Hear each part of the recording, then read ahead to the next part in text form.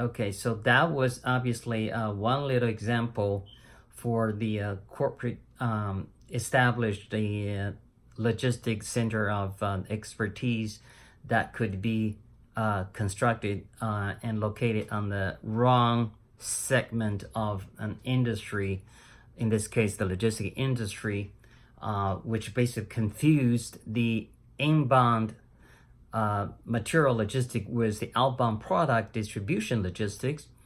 And here we have another example, which is within another leading integrated owner operator who never had any COA contract or contract of freightment, which is basically some sort of long-term agreement or understanding between the steamship lines and their customer called shippers. In this case, could be the owner operator of oil, gas, and chemical, or the EPCs. So in any case, in essence, this COA is kind of commitment on the mutual basis. The steamship lines, the steamship lines will, in this case, commit to certain rates, which is more favorable than the market going rate, to their customers, and in the meantime to commit the shipping capacity. In other words, those space, cargo space under the deck or on deck, whatever, whichever applies here, to the customers as one of the two prime commitments. And in exchange for what? So the shippers, their customers, in this case the oil companies, as people always say, means the owner operator of oil, gas, and chemical, would in turn commit to certain shipping volumes over a specified period of time, right? So in any case, this is once again, this is project inbound material logistics. So it's all about heavy lift, break bulk, chartering, or regular service, or even liner shipping.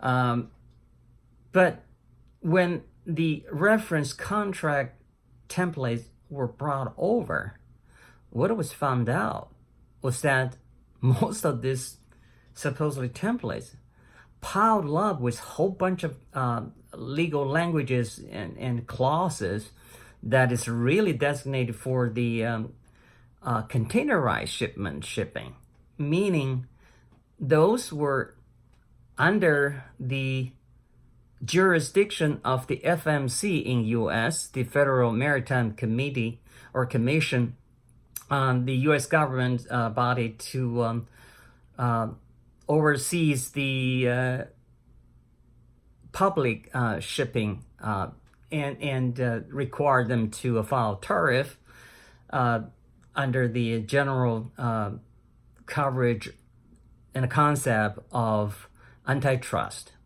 Whereas for the break bulk shipping, even though there's some liner and there's some even more regular services, but mostly the break bulk shipping are more popular in the private contract carriage, which is basically exempted from the antitrust.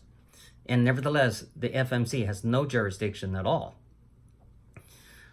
So when you have all this supposedly for project inbound material logistics for this kind of shipping contract, and you got a whole bunch of containerized shipping FMC stuff piled up there, some people may say, you know what, it doesn't hurt, why not, just play it safe. Well, I would argue, why? Because when you have all this stuff there, it is actually confusing people at the least. Why?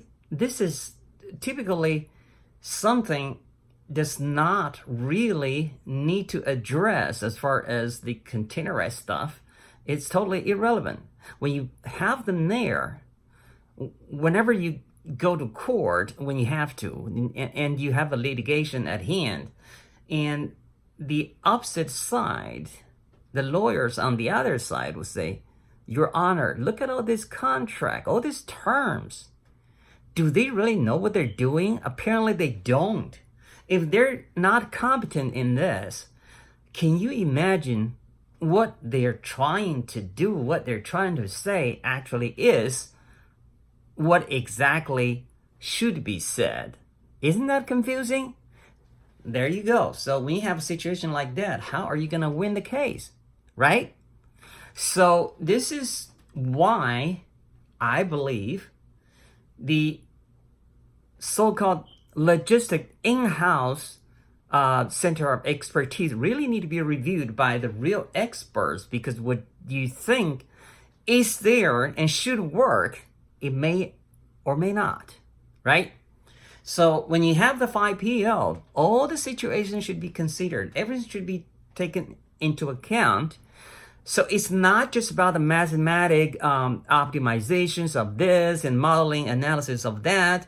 When you look at the contract, actually that is something to be really standardized properly as well.